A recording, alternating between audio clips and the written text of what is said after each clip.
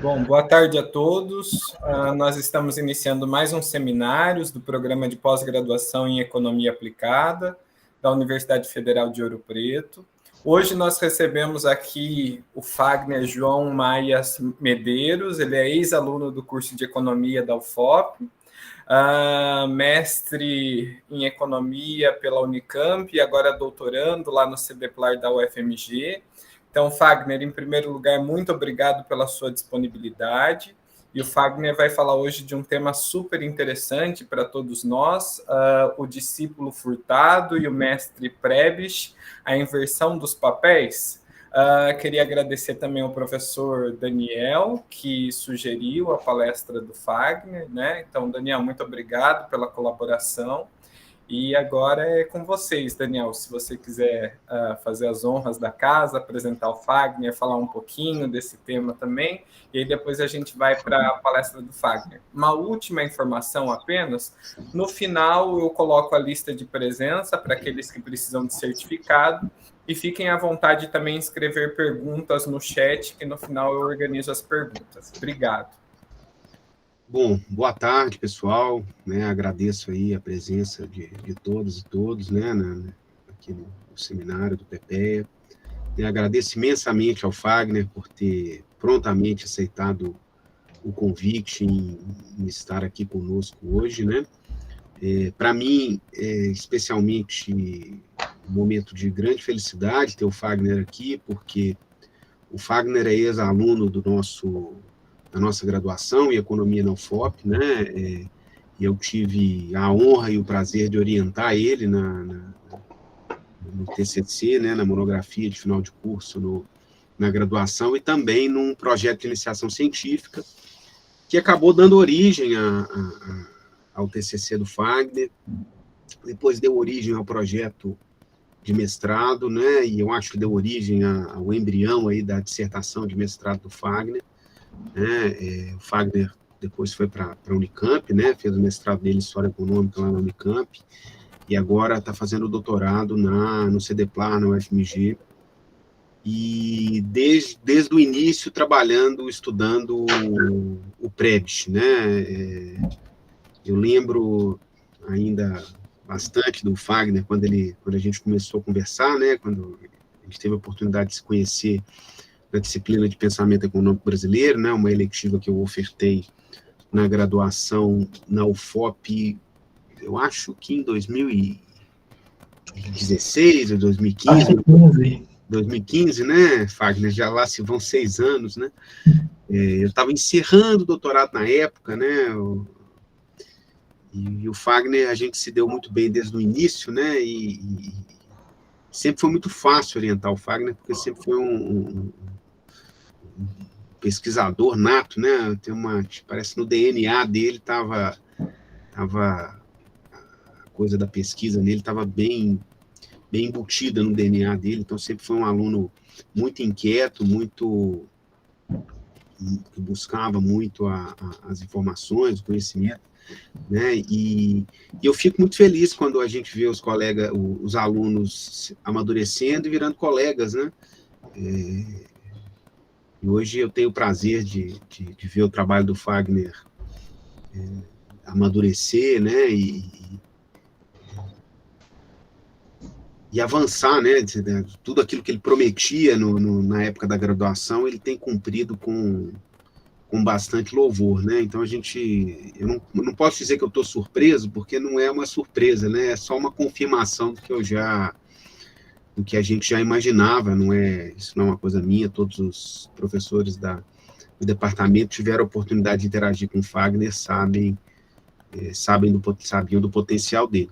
E eu acho mais interessante isso ainda, quando a gente recebe um ex-aluno nosso aqui no mestrado, né, é legal para os alunos do mestrado, os alunos da graduação, perceberem como é que são essas trajetórias, né, como é que trajetórias de um trabalho intenso, né, de uma dedicação, elas são recompensadas com bons resultados, né, que é o caso do Fagner, né. O Fagner vai apresentar hoje para nós um trabalho que foi publicado na revista da nossa Associação de Pesquisadores em História Econômica, né, Associação Brasileira de Pesquisadores em História Econômica, que é a ABPHE, né, é um trabalho no qual ele faz uma discussão entre o Furtado e o Prebisch, né, esse trabalho foi publicado num dossiê em homenagem aos 100 anos do Furtado, né, então não é uma edição qualquer da revista da ABPHE, é um número especial, né, com trabalhos de especialistas na obra do Furtado,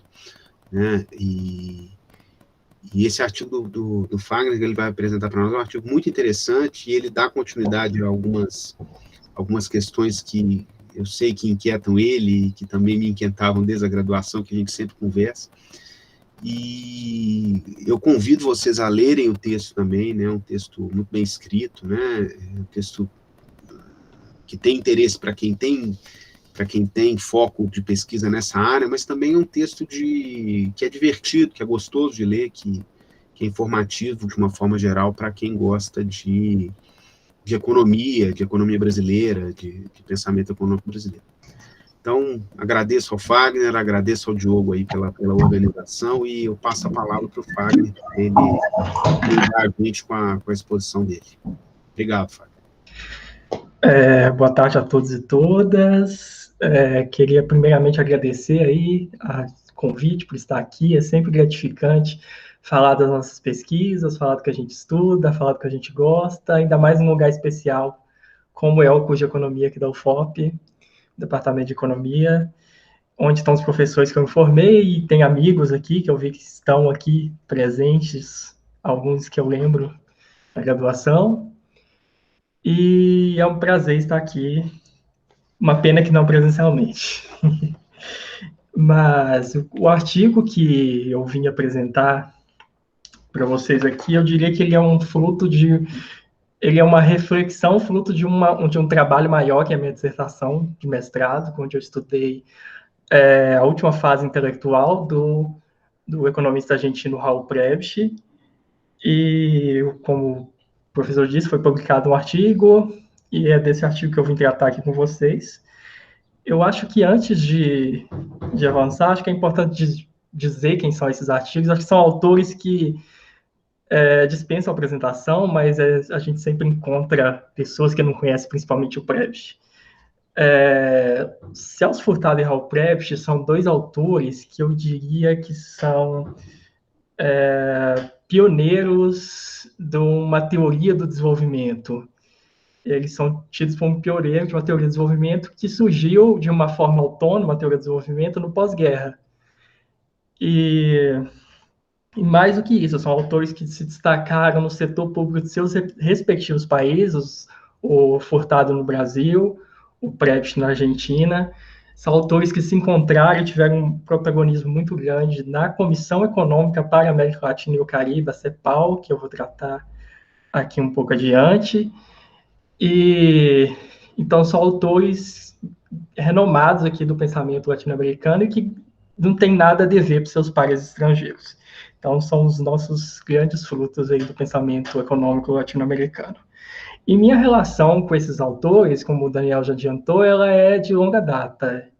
Eu já estudo esses autores desde a graduação, desde a iniciação científica, monografia, segui com mestrado, especialmente agora com Prebisch.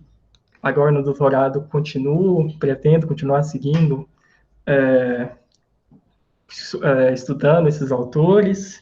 Então, como eu costumo brincar aqui em Minas, estudar esses autores é a minha cachaça aqui em Minas. Então, preparei uma apresentação, eu vou abrir aqui com vocês. Só um instante.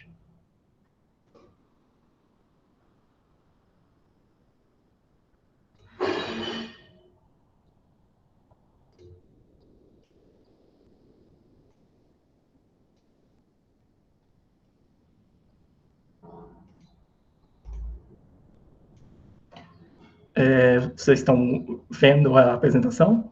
Se alguém puder confirmar para mim, que eu não vejo mais. Agora sim. Tá ok. Então, o nome do artigo é O Discípulo Furtado e o Mestre Prebisch, a inversão dos papéis. E a ideia desse artigo surgiu no estudo da última fase intelectual do Raul Prebisch, e onde eu notei que no final da vida do Hal Precht, o que ele chama da sua quinta fase intelectual, ele fez um movimento que é muito similar ao que o Celso Furtado fez. E isso me gerou inquietações para escrever um artigo sobre a relação desses autores. Então, acho que a primeira questão aqui seria pensar o que é essa relação mestre-discípulo que eu estou tratando, da onde que ela surge, por que é importante pensar esses autores dentro de uma relação mestre-discípulo. Para quem hoje conhece o prédio da CEPAL, aquele prédio bonito da CEPAL lá em Santiago, não imagina que a primeira sede da CEPAL é essa foto aí que eu coloquei de lado, essa casinha que reuniu um grupo de economistas para um organismo regional que foi criado, e um organismo regional que foi criado e já era ameaçado por países centrais, especialmente pelos Estados Unidos, que não queria a criação dele. Então, era um organismo com poucos recursos e que reunia economistas prodígios de toda a América Latina. Entre eles já estava o Celso Furtado. E essa relação mestre-discípulo, ela se cristaliza com a chegada do Precht, em 1949, um ano depois da criação da CEPAL. E por que a chegada do Precht gera uma relação mestre-discípulo? Porque o Precht, nos anos 40, já era um economista renomado. O Precht, nos anos 40, já era conhecido na América Latina por ser um economista de renome, conhecedor de economia monetária, conhecedor de economia bancária, dada a sua passagem na criação do Banco Central argentino, e seus escritos teóricos que já vinha desenvolvendo. E o Precht era conhecido por toda a região e tinha vínculos até com economistas norte-americanos. Ele era chamado para apresentações. Ele foi no Seminário do México nos anos 40, onde dividiu mesas com o Joseph Schumpeter. E para ter uma outra projeção da ideia do nome do Precht nesse período, economistas brasileiros, para quem conhece, o Eugênio Goudin, Roberto Campos, adversários do Precht teoricamente, mas teoricamente adversários, mas quando o Precht chegava no Brasil, eles tinham que tirar o chapéu para o Precht, porque era o grande economista, conhecedor monetário que estava vindo ao Brasil. Então, esse é o Precht que chegou na CEPAL e encontra um grupo de jovens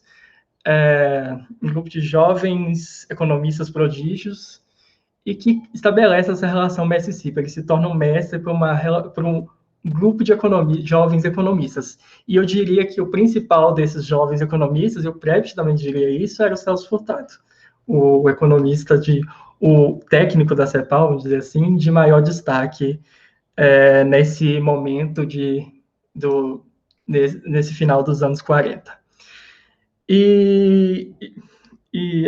O Precht, quando entra na CEPAL, ele produz uma série de artigos, de textos, de documentos para a CEPAL que vão garantir a CEPAL como um organismo regional, oficializar ela como um organismo regional da ONU. O Precht vai editar a cara da CEPAL a partir de um amplo arsenal conceitual. O seu primeiro texto vai ser conhecido como Manifesto Latino-Americano. E também, quem estuda Precht conhece um autor que é o Joseph Odara, que ele é de Israel, ele vai dizer que, olha, o Precht não só isso, ele criou uma rotina institucional que fez a CEPAL render frutos. Ele vai dizer que criou um tipo de seita, no sentido weberiano, que o grupo de economistas tinha um sentido de estamos numa missão regional para a superação do subdesenvolvimento da América Latina. Então, esse era o papel do Precht na CEPAL. E o Celso Furtado na CEPAL, muito cedo já se destacou. Ele, no início da CEPAL, ele já traduziu o texto do Precht, ele tinha uma relação muito próxima, ele já absorveu os conceitos do Precht. Tem um texto de 1950 do Celso Furtado, Características Gerais da Economia Brasileira, que ele já está mobilizando conceitos do Precht, deterioração dos termos de intercâmbio, estrangulamento, tendência crônica ao estrangulamento externo, para explicar a economia brasileira. Então, o discípulo Furtado já já era um leitor de Prebisch e o quanto essas leituras do Prebisch me influenciaram. E conforme a evolução, o amadurecimento da trajetória intelectual desses autores, institucional, essa relação se estendeu, é isso que eu tento mostrar um pouco. Que no final dos anos 50, o Furtado já é um grande economista, já ganhou sua autonomia intelectual, já produziu grandes obras, a formação econômica do Brasil 59, desenvolvimento e subdesenvolvimento em 60, onde ele vai estabelecer uma teoria do subdesenvolvimento que até a medula ela é do Celso Furtado. E mesmo nas obras posteriores, tem uma obra importante, 74, O Mito do Desenvolvimento Econômico, tem na introdução uma menção ao Prebisch, um agradecimento, a visão que eu tenho do desenvolvimento, ela veio do Prebisch. E se eu ando adiante, em 1980, tem um livro Pequena Introdução ao Desenvolvimento, que eu diria que ela não é nem pequena e nem é introdução. Esse livro ganhou do Celso Furtado, que ele renova sua visão do desenvolvimento econômico, e ele lista o Prebisch como os autores que mudaram, que fizeram parte para ele entender essa nova visão dele do desenvolvimento. E o Prebisch morre em 86, e mesmo depois o Celso Furtado segue publicando livros e que vão ter capítulos em homenagem ao Prebisch. Tem Brasil, a Construção Interrompida, vai ter um capítulo A Cosmovisão do Prebisch, vai ter um livro, o último livro do Celso Furtado, me fugiu o nome agora, daqui a pouco eu lembro, vai ter um capítulo em homenagem ao centenário do Raul Prebisch. Então, essa relação, olhando para o Furtado, ela se mantém, essa relação de mestre-discípulo. Mas aí a questão é quando eu olhei para o Prebisch, vi essa relação, ela estava se invertendo, é aí que é a questão do artigo. Porque o Prebisch, na sua última fase intelectual, ele estava usando mesmo as termologias do Celso Furtado, fazendo caminhos muito semelhantes na sua interpretação. E na introdução da sua obra principal, dessa última fase intelectual, que chama Capitalismo Periférico, Crise e Transformação, o Raul Prebisch, ele vai ter um trecho, ter 2 parágrafos agradecendo ao Celso Furtado. O seu exílio trouxe para mim uma visão renovada para entender o processo do desenvolvimento econômico. Então, a questão é que o mestre Prebisch passou a ler o discípulo Celso Furtado, e é isso que é um pouco a reflexão desse artigo. E aí eu devo muito a uma resenha do professor Barbosa, que lhe diz a seguinte frase: o mais interessante é que o mestre Prebisch se transforma em discípulo com o Capitalismo Periférico, o livro que eu falei, publicado em 81, mas escrito no final da década de 1970, quando não se encontra mais preso às artimanhas organizacionais e ao peso da ação política. É um pouco que a gente vai ver aqui para frente. Então, como que eu pensei esse artigo? Esse artigo foi pensado em 3 momentos, pensado em entender a década de 50, a década de 60, a década de 70, mas entender os encontros desses autores, como os encontros desses autores têm algo a dizer sobre a relação, para entender a relação desses autores, e minha linha mestra é sempre entender a relação mestre-discípulo, como ela estava evoluindo. Então, essa é a proposta do artigo. Partindo para o primeiro momento, que é entre os anos 50, que eu chamei de naqueles velhos tempos da CEPAL,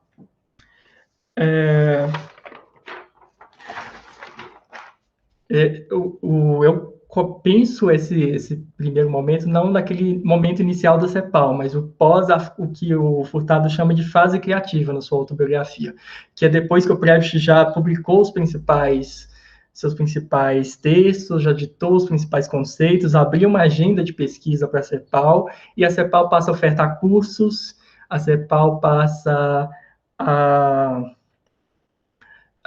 ofertar ofertar pesquisas para outros países da América Latina, ajudar no receituário para o planejamento econômico desses países, para policy makers desses países. Então, é nesse momento. E aí eu destaco 2 episódios nesse artigo. O primeiro é o Plan Prebisch, de 1955, que ele é na Argentina. E o segundo é um relatório do México, que foi produzido pelo Furtado e a sua equipe. Então, olhando esses 2 momentos, eu consigo observar cisões entre esses autores, entender melhor a evolução da relação entre esses autores ao longo do tempo. E nos anos 50, tem algumas cisões importantes que já jogam luz sobre diferenças intelectuais e institucionais sobre esses autores. O primeiro episódio, que é o Plan Prebisch, de 1955, é um episódio onde o peronismo cai na Argentina por um golpe militar e é o que se chama na Argentina de Revolução Libertadora, e o Prebisch, que havia sido expulso por esse governo peronista, ele volta para a Argentina e, como assessor econômico, pede uma licença da CEPAL, e nessa licença para a CEPAL, ele escreve um plano para a Argentina, que ficou conhecido como Plan Prebisch, mas tem um nome mais complicado, em 1955, e esse plano, o Prebisch faz um receituário à la FMI, um receituário ortodoxo para alguém que está na CEPAL, gerou muito estranhamento para a equipe, para o restante da equipe lá da CEPAL, seus discípulos. E então o Celso Furtado dizia, olha, esse plano do Prebisch, ele dá início a uma querela monetarista versus estruturalistas. É dentro da CEPAL que uma discussão de inflação estruturalista versus monetarista ela começa. E o plano do Prebisch, ele deságua numa crise política que logo ele precisa voltar para a CEPAL e encontra os seus discípulos produzindo teses sobre a inflação que não consideravam só a questão monetária, haviam questões estruturais que produziam, que afetavam os níveis de preço, e essa primeira cisão que leva o Celso Furtado a tecer algumas considerações sobre o Prebisch. Ele vê o Prebisch não gosta dele estar trabalhando por um governo militar, coisa que ele falou que não faria mais. Ele olha para o Prebisch e não gosta de o Prebisch sinalizar uma inflação de custo como um salário sendo uma pressão para os custos e está afetando a inflação.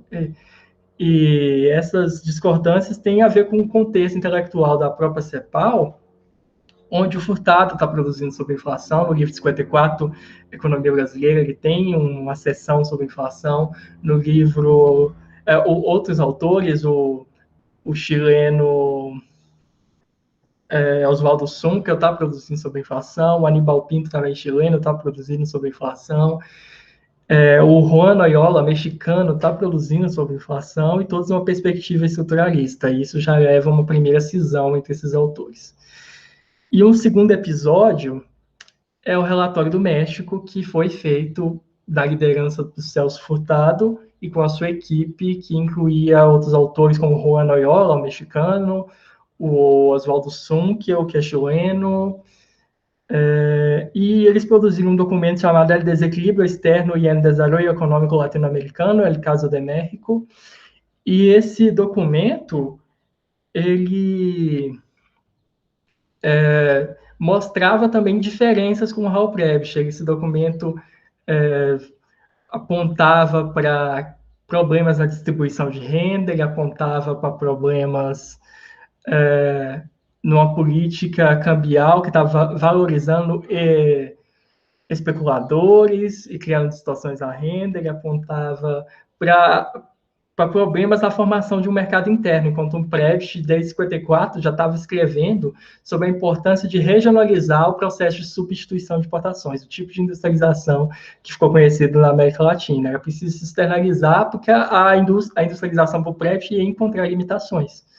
Então, esses autores discordavam sobre as prioridades sobre a industrialização. O Celso Furtado tinha uma preocupação maior com o mercado interno, e o Prevish queria regionalizar, criar impulso para regionalizar essa industrialização.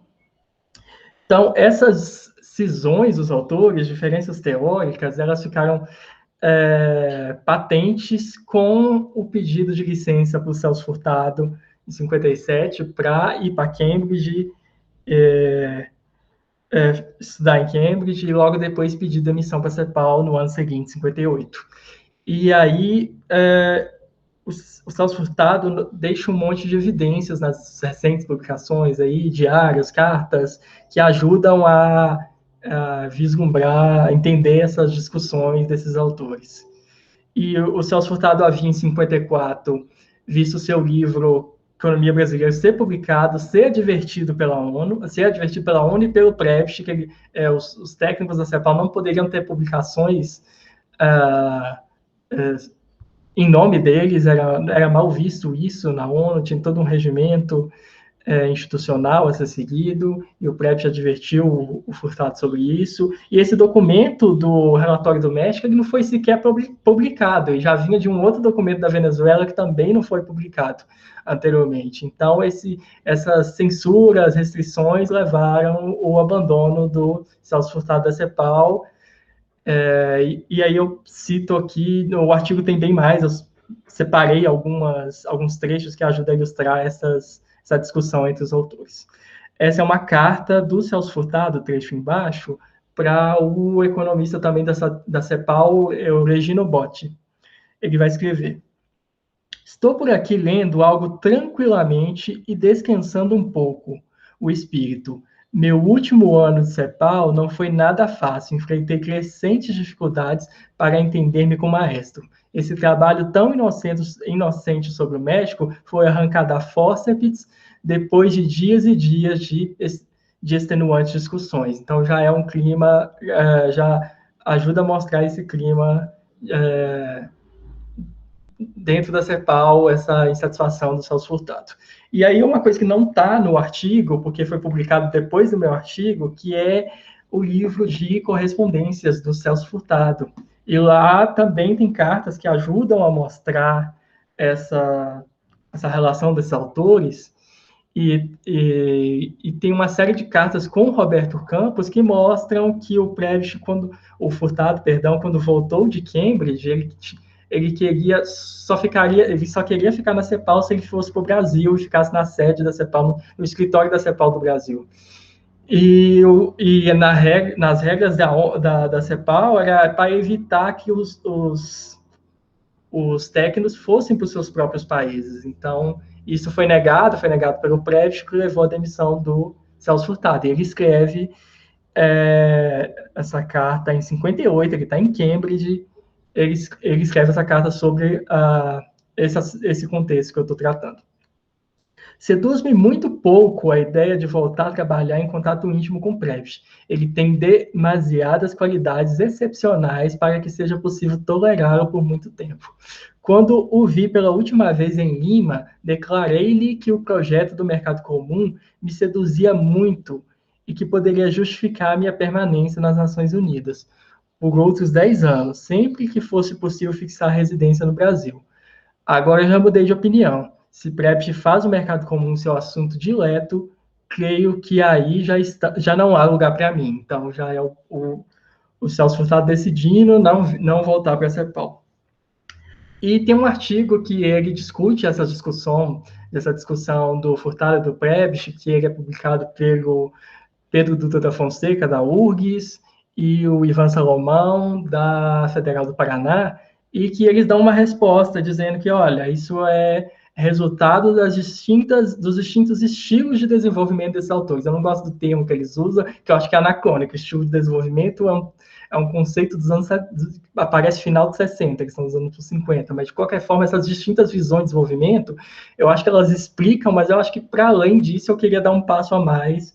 E eu acho que a própria saída do Furtado tem relação com o próprio papel deles dentro da CEPAL, e é um pouco do que eu tento discutir nesse artigo.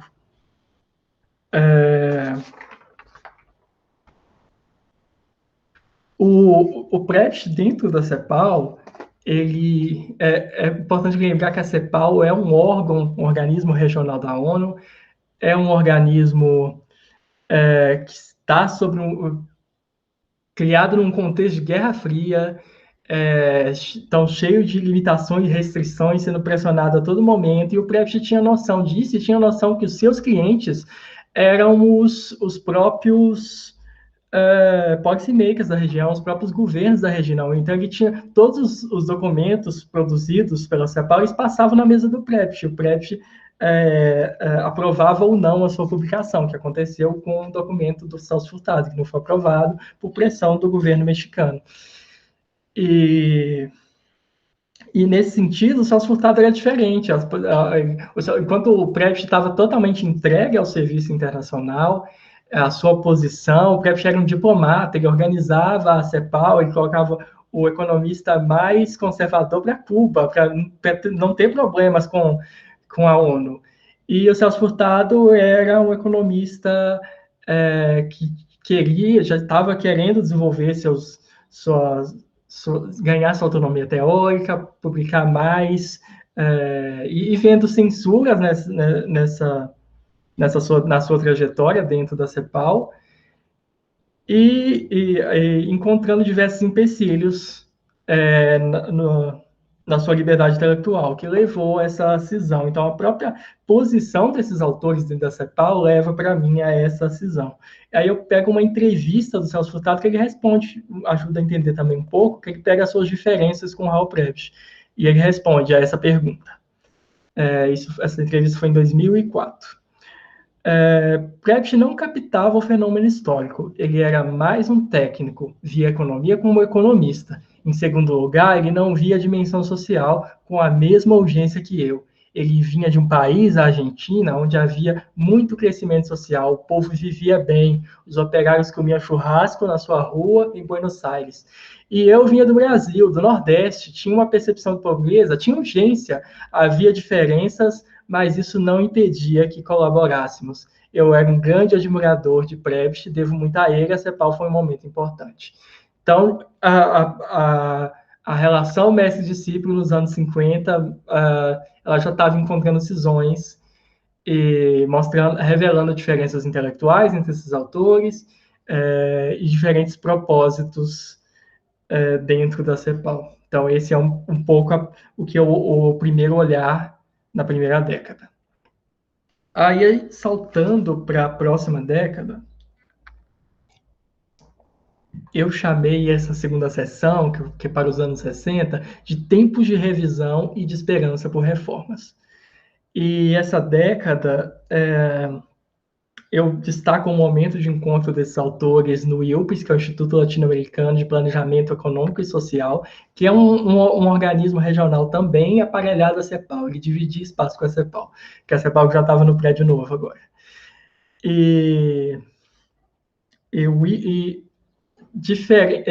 Cada autor seguiu trajetórias agora em locais diferentes. O Celso Furtado volta para o Brasil, depois que esteve em Cambridge, escreveu Formação Econômica do Brasil lá em Cambridge, publicou em 59 aqui no Brasil, publicou Desenvolvimento e Subdesenvolvimento, publicou outros livros, e o Celso Furtado segue a trajetória aqui no setor público brasileiro. Ele foi superintendente da SUDENE, depois ele foi ministro do Planejamento em 1963, e a crise política no Brasil levou ao fim do seu plano trienal que ele elaborou, e, por sua vez, o golpe de 64 encerra sua trajetória no setor público brasileiro, uma vez que o seu nome estava citado no ato institucional número 1, então ele precisava exilar-se imediatamente, e o caminho que ele seguiu primeiro momento foi no Chile, onde ele foi para o Instituto Latino-Americano, o IUPS. E o Prebisch, no caso do Prebisch, ele seguiu na CEPAL, ele produziu muito sobre integração regional no final dos anos 50, ajudou na criação da ALAU, que é uma Associação Latino-Americana para a Integração da América Latina.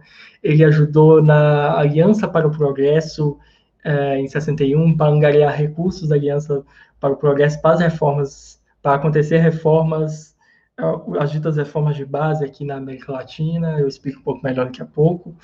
E o Prebisch teve um papel fundamental na criação do ILPS em 62, e em 64 ele deixa de ser um autor latino-americano para ser um autor do terceiro mundo. Ele vai para a UNCTAD, uma conferência que ia disputar espaço com o GATT para reorganizar o comércio internacional.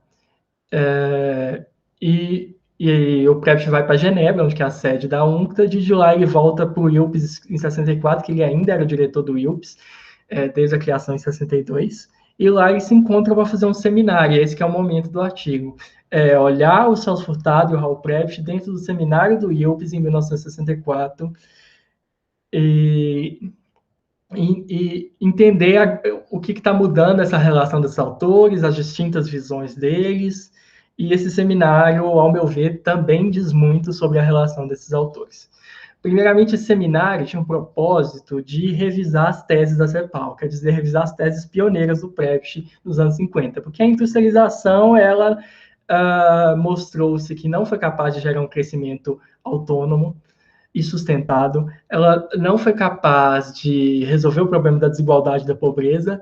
Então, era preciso revisar essas teses. O subdesenvolvimento não é uma questão de transformação produtiva somente. E aí que entravam esses autores, entrava esse seminário. Então, outra questão é que o contexto dos anos 60 era um contexto de crise. Quem lembra da economia brasileira, no final de 62, a gente tem o fim do ciclo expansivo do governo de JK, do plano de metas, e entra numa recessão profunda e numa crise política. E esse contexto não é só no Brasil, é da América Latina. De 60 a 64, o crescimento da América Latina foi de 0,4%. Então, é um contexto de crise, de países que estavam avançando por uma industrialização, que eu diria, pesada, e que não viam... os resultados da industrialização não estavam sendo entregues. Então, essa era a temática de discussão do ILPS, que reuniu o Prebisch, reuniu o Furtado. O Prebisch chega um pouco depois, que ele estava na primeira conferência da UNCTAD, em Genebra, e esses dois autores, eles vão... reúne com outros autores, vai ter uma importância muito grande de sociólogos. Eu destaco o José Medina, destaco o Fernando Henrique Cardoso, Enzo Faleto, e entre outros. O EFORT, o clima intelectual da CEPAL, reúne esses autores, esses renomados autores da CEPAL e da região, vão lá para discutir e revisar essas teses. E eu destacaria que um dos principais temas, o próprio Celso Furtado vai dizer nessa discussão do ILPS, foi a questão da estagnação, essa questão dessa crise que a gente enfrentava. Isso remete à produção anterior deles. O próprio Prebisch havia publicado Hacia una dinámica del desarrollo latino-americano, que é o livro de 63, que é o livro... esse livro ele vai diagnosticar essa crise dos anos 60 e falar em um bloqueio estrutural que estava limitando, impedindo que as forças de desenvolvimento fossem liberadas, e a liberação dessas forças seria através de reformas, seria através de uma escolha de uma técnica que se adapte aos nossos problemas, aos nossos dilemas do desenvolvimento. E o Celso Furtado, poucos meses antes do golpe, publica o Dialético do Desenvolvimento, que é publicado em 64, que já está falando... O Bielchowski tem uma fala que eu gosto, ele diz que o Celso Furtado é mais efêmero que o Prebisch. Em 64 ele tem um diagnóstico muito mais duro, um diagnóstico falando em estagnação, falando que a nossa industrialização foi captada para servir uma pequena classe, estava gerando índices muito altos de concentração de renda, e que esses índices de concentração de renda vão resultar em indústrias cada vez mais fechadas, com custos mais altos, que levam à estagnação. De modo geral, era esse o clima de discussão, e no seminário a gente percebe um Prebisch mais otimista e um Furtado muito mais cético. Um Prebisch otimista, e aí é importante te lembrar que o Prebisch está voltando da UNCTAD, da primeira conferência da UNCTAD, que foi um sucesso, onde no movimento de identidade dos países do terceiro mundo, isso forma o G77, 77 países que estavam ganhando independência nesse momento, se reuniram à causa do Prebisch, apoiaram a UNCTAD e estavam lutando para ter as ditas reformas no comércio internacional que dessem um lugar para a América Latina e para o terceiro mundo. Então, o Prebisch vem desse contexto muito otimista, e diz que no seminário que esse autoritarismo que está surgindo vem dessas indústrias cada vez fechadas, dessa concentração de renda, e para resolver isso é preciso fazer reformas de base. Quando eu digo reformas de base, é um conjunto de reformas educacional, reformas tributárias, essas reformas institucionais. Não tinha um banco central no Brasil, por exemplo. Então, criar esse corpo institucional, e o carro-chefe dessas reformas era a reforma agrária, a mais importante, porque ela criava bloqueios para o desenvolvimento econômico, ela ajudava o êxodo rural e criava uma massa de trabalhadores que não encontravam empregos nas indústrias. E o Prebisch dizia no seminário que os governos vão fazer essas reformas, os governos, e o problema externo vai ser resolvido com a UNCTAD. Então, essa visão de alguém que ainda acredita na boa diplomacia, de alguém que acredita no papel do Estado e dos organismos internacionais e regionais. E o Furtado, alguém que acabou de levar a maior perda da sua vida, acabou de sair do Brasil por um golpe de 64 e estado no ato institucional número 1. Então, é um clima totalmente distinto, é um clima de decepção e um diagnóstico muito mais cético.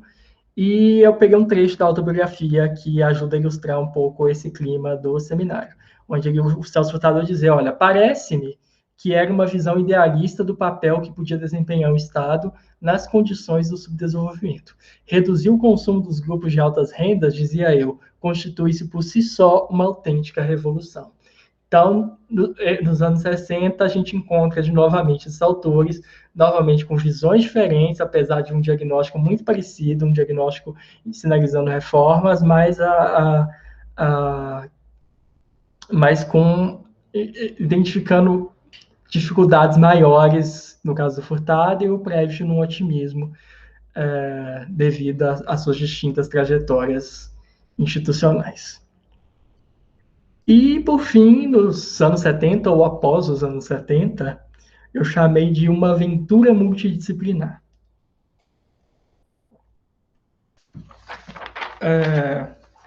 Essa aventura multidisciplinar tem relação com os autores que renovaram suas ideias, passaram por revisões críticas, entenderam que o subdesenvolvimento não é uma questão só de transformação produtiva, e além de problemas econômicos, é preciso olhar questões ambientais, é preciso olhar, sobretudo, questões culturais, olhando para os dois autores.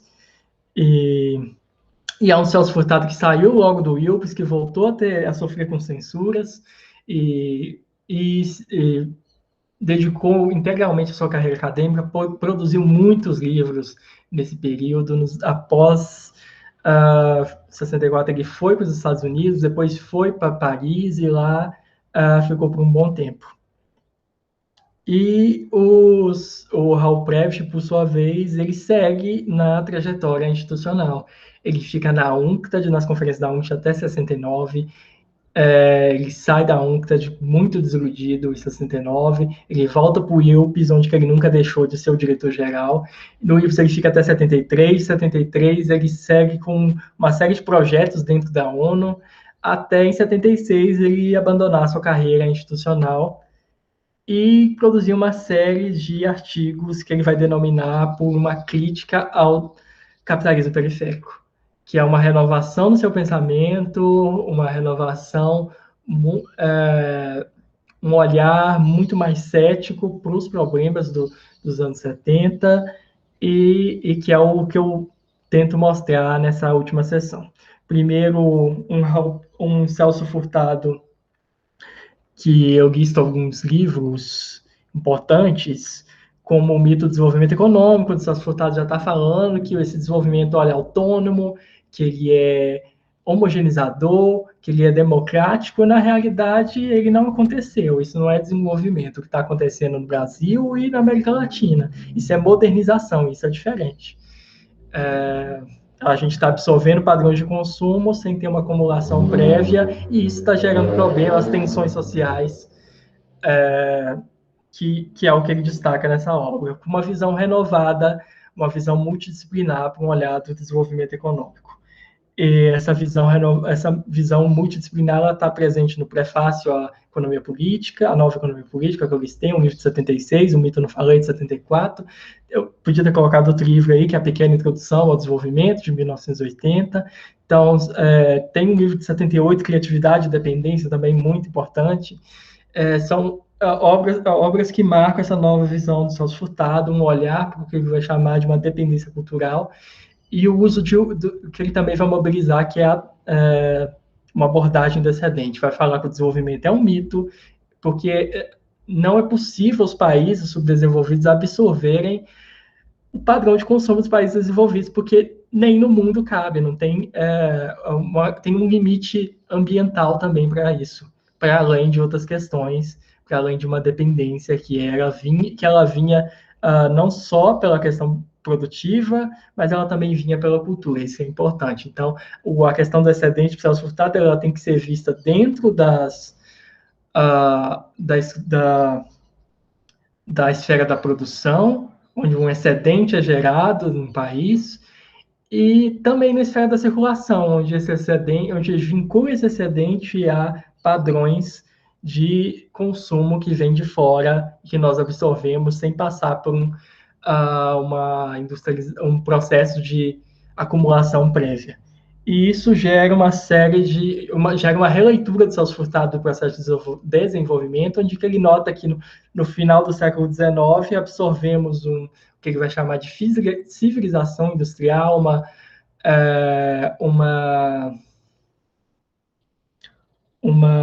valores de uma civilização industrial, padrões de consumo, modos de vida dos países centrais, e não foi oferecido para a gente, América Latina, o aparato produtivo. Então, seguimos como produtores de países primários. Mas com a industrialização e com o aprofundamento dessa industrialização, esse subdesenvolvimento ele mudou sua face. A dependência mudou seus aspectos. Agora, essa industrialização ela se enraizava no sistema produtivo, trazia filiais estrangeiras que atuavam no país para cima das rédeas dos estados nacionais, decidiam a nossa técnica, decidiam o nosso consumo, decidiam como produzir e tiravam o nosso centro de decisões, que é um fator importante para a visão do Celso Furtado, que é desenvolvimento econômico. Ter o nosso rumo no nosso país, ter uma técnica que não é um fim em si mesma, que tem fins para a superação do subdesenvolvimento. E esse é de modo geral, o que o Furtado está tratando nessas obras dos anos 70, anos 80, e o Prebisch, em 76, começa suas publicações, como eu disse, e aí que é a questão do artigo, que o Prebisch é quase como jogar um bingo.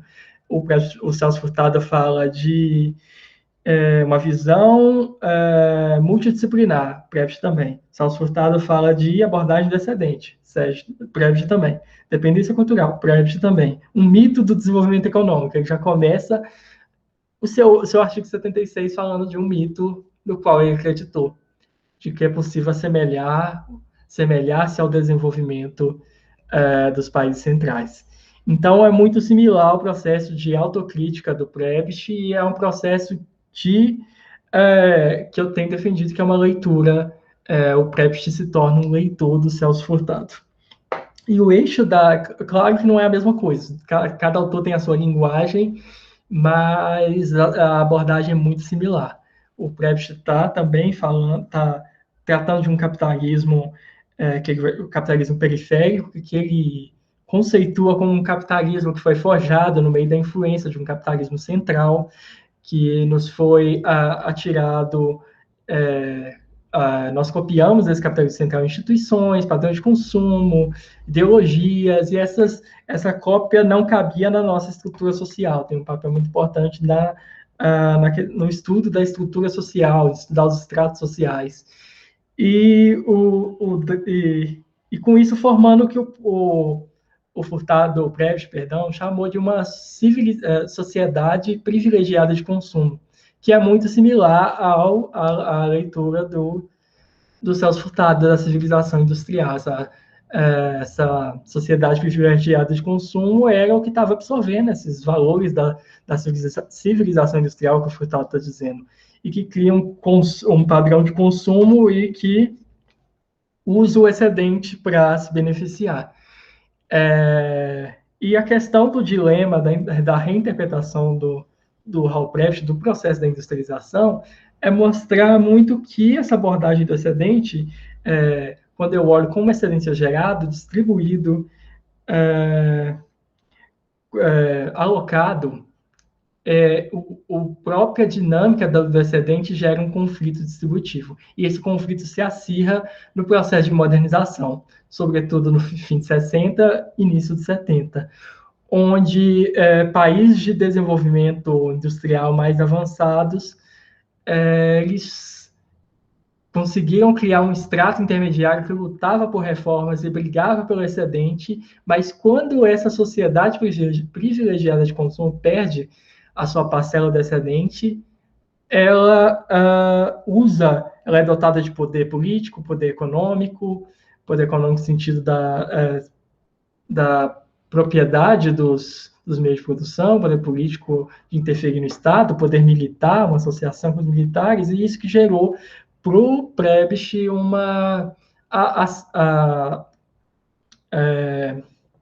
os golpes militares que a gente viu na América Latina, 64 Brasil, 73 no Chile, 76 na Argentina e no Uruguai.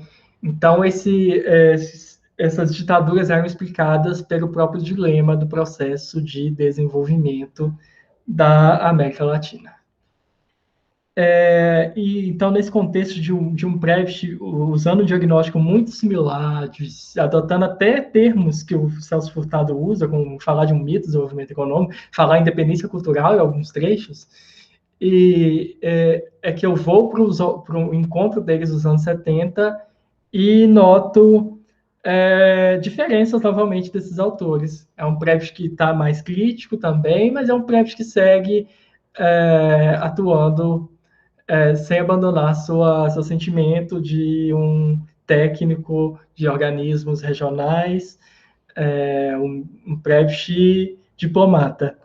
E aí que eu pego um trecho do Celso Furtado, escrito pelo Celso Furtado, em 1978, no seu diário, que foi publicado em 2019, pelo Centro Celso Furtado, e onde ele descreve um encontro com o Prebisch. E o encontro diz assim: ontem tive a oportunidade de ouvir Prebisch no Centro de Estudos e Desenvolvimento da OCDE. O centro comemorava seus 15 anos e promovia uma grande reunião.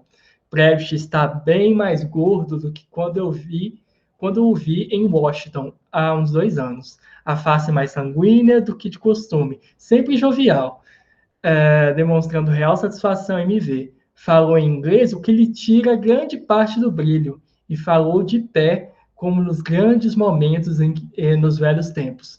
Tratou essencialmente de política econômica, criticando o que poderíamos chamar de doutrina vulgar do desenvolvimento.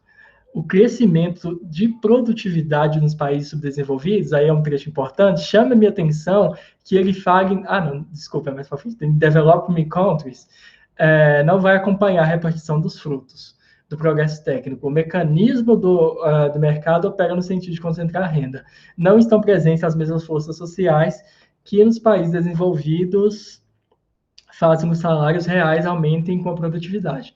Agora é o trecho importante. Torna-se necessário, portanto, introduzir instrumentos políticos compensatórios. Defendeu essa tese, o Prebisch, que aí o Celso Furtado coloca em parêntese, que ele aprendeu com os discípulos. Então, um reconhecimento do próprio Furtado, reconhecendo que ele está lendo aqui os seus discípulos. Não só ele, mas como outros sociólogos da CEPAL, como outros, ou até mesmo outros economistas da CEPAL.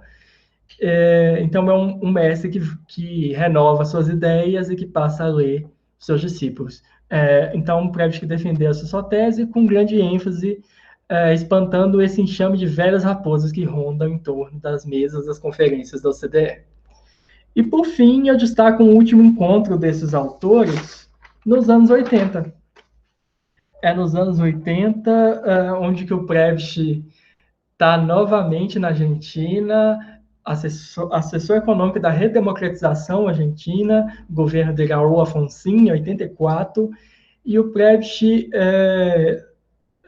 vai assessorar e depois ele vai ajudar a Argentina na negociação com a crise da dívida que já estava patente em 84, dos países da América Latina, e lá ele encontra com outros economistas que também estão negociando, como o Celso Furtado, e, novamente, notamos divergências entre os autores no encontro desse mestre e discípulo nos anos 80.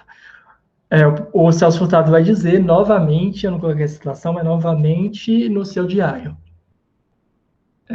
Prebisch continua a ser um ingênuo político, o que na cabeça dele, é claro, considera viável na realidade. Imagina que pode obter concessões da direção do FMI, por cima da cabeça dos funcionários mais ortodoxos. Tratei por todos os meios de explicar-lhes que, se abrirmos as portas para o FMI, estarei condenando-os a fazer concretas concessões, e eles dividirão nossas próprias forças. Então, é um Celso Furtado que ainda encontra um Prebisch que segue até o último momento discutindo, lutando dentro do setor público argentino, dos organismos regionais, internacionais, pela superação dos superdesenvolvimento e acreditando nessa diplomacia, o que não estava presente nos seus escritos, mas já diferente do Furtado, que tem já se mostrou muito mais cético desde os anos 60. Então, é um pouco isso a questão do artigo, ver os autores nos anos 50, nos anos 60, nos anos 70, e mostrar que nos anos 70, a partir dos anos 70, houve uma inversão desses papéis. O mestre Prebisch passou a ler o seu discípulo Celso Furtado. Então, eu coloquei, aos seus 75 anos, o mestre Prebisch tornou-se um leitor e seguidor do seu discípulo Furtado. E, em certos momentos da sua obra, utilizou, inclusive, os mesmos termos do seu discípulo, seja para referir-se ao mito do desenvolvimento econômico, seja para tratar da dependência cultural. E, então, era isso que eu tinha para apresentar para vocês. Muito obrigado aí pela paciência. Muito bom, Fagner. Que aprendizado maravilhoso. Muito obrigado por ter contribuído assim. Daniel, você quer complementar, falar alguma coisa? Em seguida, o Alan Bueno já levantou a mão, que tem pergunta. Não, pode abrir a fila aí, depois eu... Legal. Então, Alan, se você preferir abrir o microfone e falar, eu acho que é mais fácil. Estão escutando? Uhum. Então, primeiro, parabenizar, né, que é uma baita apresentação, ótimo trabalho clássico, né, de história econômica, né, pegar dois autores e comparar, fazer toda aquela storytelling, né, durante, fazer toda a divisão dos trabalhos e fuçar cartas, biografias. Eu acho isso um trabalho muito fascinante. Sempre achei muito legal isso dessa parte, principalmente dos autores latino-americanos. Sempre achei isso muito legal e gostei muito da ideia e do tema. Eu, na verdade, não é bem uma pergunta, mas eu queria fazer dois comentários. sobre essa questão que eu sempre tive a impressão que aqui no Brasil, por a gente, obviamente, estar no Brasil, a gente tem uma impressão do Furtado, a gente estudar muito mais o Furtado e tem a impressão do Furtado ser, por questão do desenvolvimento econômico, estudo da CEPAL, ele parecer para a gente muito maior do que a questão do Prebisch, né?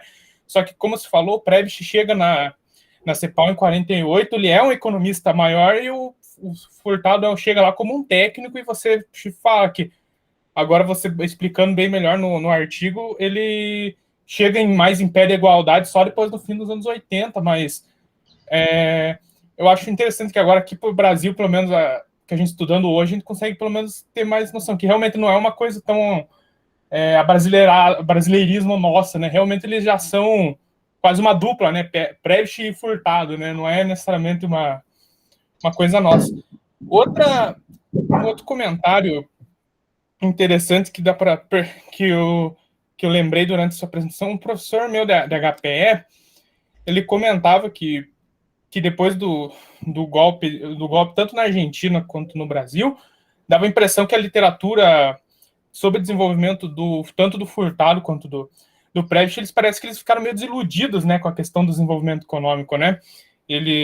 Porque antes eles tinham uma visão um pouco mais otimista, né? Falavam, não, o problema é o estrangulamento externo, da industrialização e tudo mais. Depois eles parece que meio que desistem e falam, não, a gente tem um problema cultural, é a dependência cultural do padrão de consumo, é o conflito distributivo que a gente não consegue depois resolver com a economia política padrão, e meio que desistem, porque, dado todo o problema social que a gente vê depois com as ditaduras na América Latina como um todo, então, até você mostrando a literatura depois dos anos 70 e 80 deles, dá para ver bem isso, que cada vez, não tanto o Prebisch, mas o Furtado, principalmente, parece que ele vai desandando à medida que o tempo vai passando, né, que ele vai ficando cada vez menos empolgado com a ideia do desenvolvimento econômico com a gente, mas mesmo assim os dois parece que acabam se perdendo um pouco nessa ideia, assim, mas enfim, eu gostei muito do trabalho e era mais ou menos isso que eu queria falar, assim, então, achei muito bom mesmo. Obrigado. Eu já comento. Se quiser comentar, pode falar. Vai lá. Queria agradecer aí ao professor José Arthur, que fez um comentário aqui. Obrigado, professor José Arthur, saudade de você. Eu queria, sobre o seu comentário, antes de tudo eu queria responder uma pergunta que o Daniel uma vez me fez, e eu engoli a pergunta e não respondi da minha última apresentação, que ele perguntou sobre o livro Criatividade e Dependência. Se é interessante uma comparação do livro Criatividade e Dependência, por que eu não uso ele? Primeiramente, sobre esse livro Criatividade e Dependência do Celso Furtado 78, eu acabei focando muito no mito e no prefácio à Nova Economia Política, porque eu queria pegar as publicações do Furtado anteriores ao Prebisch, para ver o que ele estava lendo antes do artigo 76.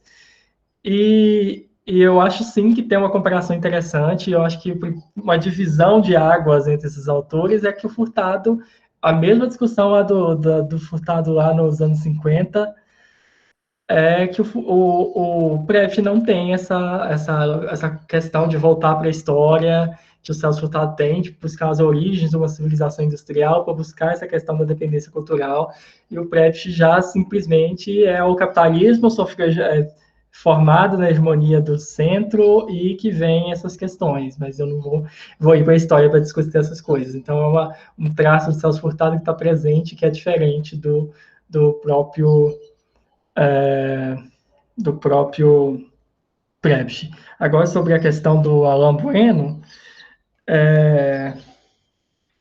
essa questão de enxergar um Celso Furtado maior, eu acho que o Celso Furtado se tornou aqui um nome muito grande aqui para o pensamento econômico brasileiro. Acaba que ele reluz tanto que esconde outros nomes, mas que eu tendo a concordar que o Celso Furtado tem uma contribuição teórica muito mais que superou o mestre Prebisch.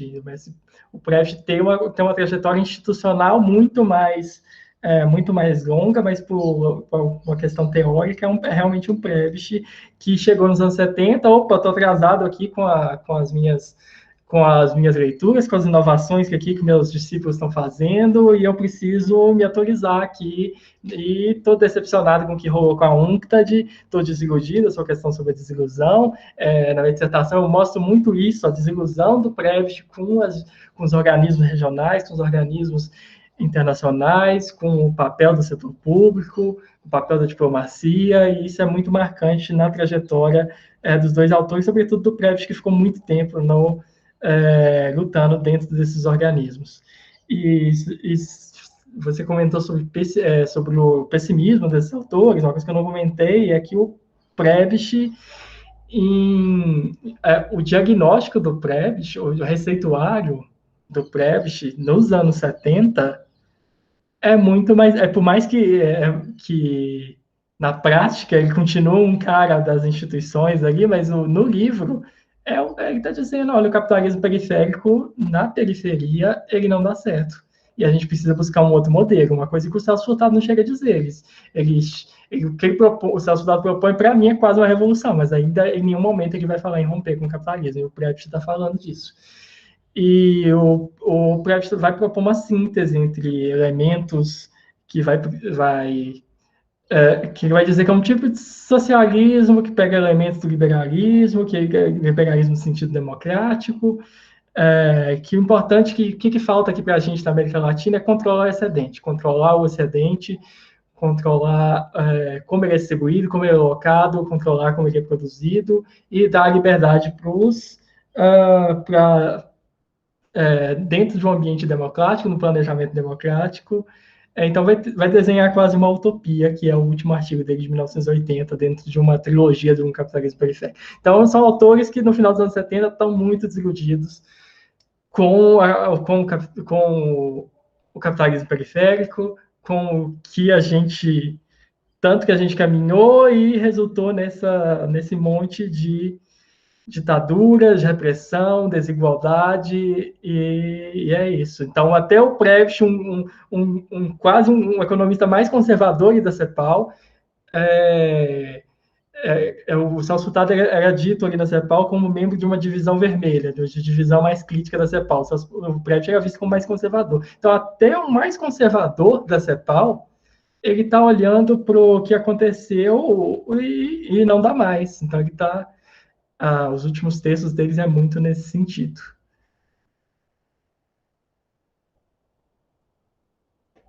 E era isso. Eu acho que o Luiz levantou a mão, não? Ô, Daniel, tudo bem? Eu queria emendar uma pergunta do Alan aí, mas não é bem uma pergunta, um comentário, mas em primeiro lugar queria parabenizar o Fagner e também o Daniel, né, que cativou esse estudo desde a graduação, e hoje o Fagner apresenta um trabalho muito bacana, assim, como professor da UFOP, me sinto orgulhoso, mesmo sem conhecê-lo, de saber que você veio desse berço, né, e está fazendo bonito, né, foi para a Unicamp, agora está no CDPLA, é motivo de orgulho e exemplo para os nossos alunos aqui. E, inclusive, aí fazendo um comentário em cima do que o Alan falou, é muito difícil os alunos da graduação, e até mesmo depois da pós-graduação, lerem o Celso Furtado. É muito difícil. A primeira obra que se lê de Celso Furtado, ou pelo menos parte dela, é a Formação Econômica do Brasil, e os alunos leem isso sem saber macroeconomia, por exemplo, né, que é pré-requisito, na minha opinião, para entender bem a teoria que está por dentro da história que o Celso Furtado conta. E aí os alunos geralmente leem economia brasileira como se fosse um livro de história, né, e não ficam mesclando a economia, entendendo a teoria, né, e isso eu acho que é um problema de estrutura dos currículos, sim, mas fundamentalmente com o pensamento que no Brasil se tem dos seus economistas, né? Nós temos livros de macroeconomia aplicados à economia brasileira, por exemplo, do Baixa, que a maioria dos alunos desconhece, né? Então a gente nega as contribuições que os nossos economistas dão. Por exemplo, Celso Furtado, eu concordo, né? Acho muito brilhante essa sua demonstração de que ele supera o Prebisch, e ele serve de referência para os teóricos da teoria da impedência, por exemplo, né, do Gude Frank, Teótonio dos Santos, desculpa aí, fiquei com Teófilo, e o Rui Mauro Marini, né, o próprio Hirschman bebeu, né, do conhecimento do Furtado, e aí a gente abre lá teorias do desenvolvimento, tem o Hirschman, mas não fala do Furtado, por exemplo, livros até internacionais. Então, é claro, assim, o Furtado, ele não é como a expressão do Alan, não é um fenômeno que o brasileiro, né, que os intelectuais brasileiros criaram. Ele é um fenômeno internacional, né? Inclusive, nos livros de cartas do Furtado que a Rosa publicou, né, tem autoridades do mundo inteiro, inclusive depois do exílio, né, de 64, que chamam Furtado para lecionar em universidades da França, dos Estados Unidos, Alemanha, o mundo inteiro se mobilizou a favor, né, buscando conhecer o Furtado. E isso precisa, né, de fato, ser reconhecido que nós, brasileiros, temos economistas importantes, pessoas que contribuíram para teorias mundiais do desenvolvimento. E esse trabalho que o Fagner faz de história do pensamento econômico, né, não é uma história econômica, porque tem a distinção, né, as pessoas geralmente confundem. O Daniel sabe que lá na BPHE isso é uma briga, né, o pessoal que, isso aqui é história econômica, isso aqui é pensamento econômico, mas é comum essa confusão, e é um trabalho de formiguinha. E aí, depois desses comentários todos, mas é para parabenizar você, porque eu fiquei encantado e vou ler o seu artigo, que eu ainda não pude ler, vou lá buscar, baixar o texto, então acho que o Diogo disponibilizou ali, fazer a pergunta, se você vai, ou até explorou, esses diálogos internacionais, né, e o quanto o Furtado inspirou autores que são reconhecidos, e é isso que é engraçado. Algumas escolas aqui no Brasil negam ou não utilizam bem o Furtado e utilizam autores que são o Furtado serviu de inspiração. Então, para mim, é muito, muito engraçado essa questão. E eu queria ouvir um pouquinho, já que você estudou muito, né, demonstrou que estudou muito, e que está estudando, e certamente vai oferecer maiores contribuições ainda para o pensamento econômico brasileiro. Obrigado, Luiz Matheus, pela pergunta. Algumas questões que você tratou, eu acho que eu vou falar de alguns tópicos que eu anotei aqui. Primeiro, essa relação desses autores com teóricos da dependência, eu vejo que tanto Furtado quanto Prebisch é uma relação muito... usam a linguagem da dependência, mas não se circunscrevem a se tornar teóricos da dependência. É um conceito que estava muito em voga, eu notei, nos Estados Unidos, na América Latina nem tanto, nos anos 70. E todo mundo falando dependência. E eu vejo que o Prebisch, muito para pegar esses auditórios, um autor que está sempre lá nos Estados Unidos, eu mostrei na dissertação onde que ele estava divulgando seus textos, diversas universidades estrangeiras, então essa questão da dependência é muito um uso da dependência dentro de um esquema próprio deles, acho que tanto para o Furtado, tanto para o Prebisch, e ambos muito críticos aos marxistas da dependência, não gostam muito do que eles estão fazendo, não. E do que a gente chama de weberianos aí, do FHC e Faleto, gostam muito de algumas questões, essa questão de classes sociais que estão se articulando, gerando uma dependência, isso os dois gostam, o Prebisch mais ainda, usa bastante isso. E sobre outras questões, uma contribuição do Celso Furtado que é muito negada, que por mais que é um autor que todo mundo considera o principal economista do brasileiro, mas ao mesmo tempo eu acho que é um Celso Furtado que não é lido pós-64, acho que esse é o problema. É um Celso Furtado que é lido no Formação Econômica do Brasil, e você citou de exemplo que joga os alunos para ler muito cedo, assim, uma base de macroeconomia, que ele foi para Cambridge reunir com o que a gente chama de pós-keynesianos, diria, e usou esses conceitos da macroeconomia lá nos seus livros. Então, é um livro que mobiliza esses conceitos do presente sem historicizar. Então, esse é um tipo, não é um livro próprio de história econômica, eu concordo com você. Então, o Celso Furtado, que a gente lê de um FEB, que na maioria dos cursos é dado muito cedo, lá no Unicamp é diferente. A Unicamp é no 5º ou 6º semestre. Eu fiz meu estágio docente em FEB lá e eram os alunos bem mais velhos, quase final do curso já. E talvez uma questão para se pensar também. E os outros Celso Furtado que é lido é o Celso Furtado Desenvolvimento e Subdesenvolvimento ou de uma teoria do desenvolvimento, um livro de 68. Então, a autocrítica do Furtado, ela não é lida. Ela é muito pouco lida, mesmo no Brasil, e lá fora muito menos. Essa questão de um autor da periferia é um preconceito que tem os grandes centros que estão cada vez menos interessados nesse tipo de literatura. Então, eu concordo com você ao mesmo tempo que é um grande autor, é uma contribuição que é muito negada. E sobre um Celso Furtado internacionalizado, eu ia citar o exemplo que você mesmo deu, das cartas, mostram um diálogo com autores do mundo inteiro. Você pega outros livros, tem um livro de uns seminários que o Braudel organiza, o Celso Furtado é um dos convidados do Braudel. Então tem uma série de contatos institucionais, de uma nova literatura que o Celso Furtado está lendo e está sendo lido, imagino eu, lá na França, sobre os economistas neomarxistas, o que a gente chama de escola frankfurtiana.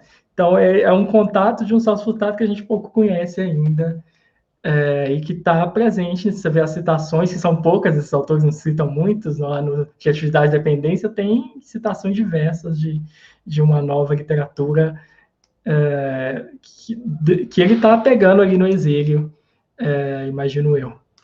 Então, é um autor que realmente se internacionalizou e pouco se valorizou aqui no Brasil, nesse sentido de ler o pós-64 dele, ler as reflexões mais profundas dele. E acho que era isso que eu tinha para comentar. Obrigado pela pergunta. Bom, tem mais alguma questão aí? Bom, eu tinha alguns comentários para fazer, Fábio. Elvira, vai, Elvira, por favor. Voy a falar devagar. Vai. Parabéns, partner. A gente não conhece muito os antecedentes da economia, mas aqui na ciência vemos muitos teóricos, ¿no?, que han aportado a gente poder fazer estudos. Então, aqui você apresenta um contexto diferente, ¿no?, do comum, que é maestro, seguidor a maestro. Mas aqui, ao contrário, depois um maestro é seguidor, ¿no? Então, aqui vocês com o professor Daniel podem fazer o mesmo mais adiante. Professor Daniel, seguidor da FARN. Já fez há muito tempo. Pero é bom porque a humildade, veo a parte do sentimento, mas o conhecimento, a humildade em aceitar que o outro avançado mais e a gente procura esse conhecimento para complementar as teorias que precisam para um mundo melhor, e nisto a economia, ¿no?, pensando na gente que tem poucos recursos, segundo o que estuve mirando no artículo, la pobreza, ¿sí? Las necesidades en Latinoamérica.